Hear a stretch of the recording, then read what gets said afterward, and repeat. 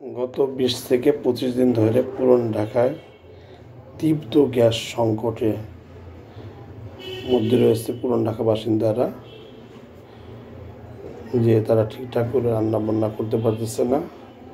তিনি হালকা মানে মানে মানে একটু দেখা যায় যে আপনার দেখাবো যে ফুল স্পিডে গ্যাস চালু করার পর এখন 9টা বাজে, বোঝা যায় না যে এখানে গ্যাস আছে।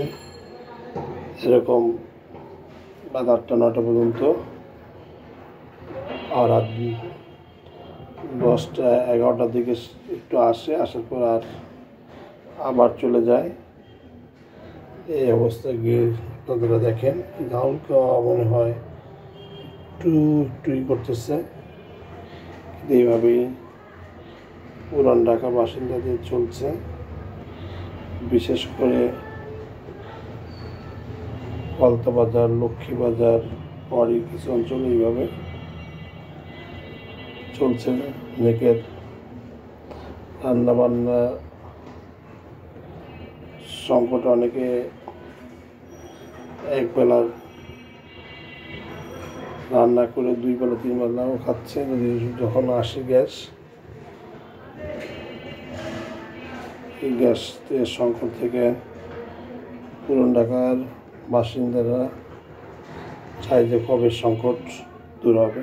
তবে শীতের সিজন হইলে আরও গ্যাস সংকটটা বেশি। এখন শীতের সিজন, এই জন্য মনে হয় আরও গ্যাস সংকট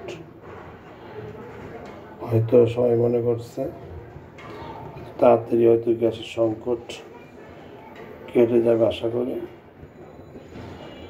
আর এই সংকটের কারণে অনেকেই রান্নাবান্না ঠিকঠাক করে করতে পারতেছে না।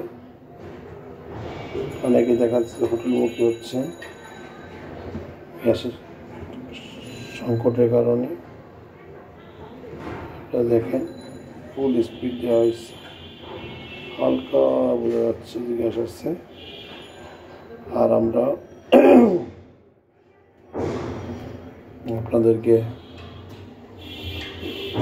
আপডেট দিই, চেষ্টা করি যে কোনো নতুন ভিডিও পেতে আমাদের সঙ্গে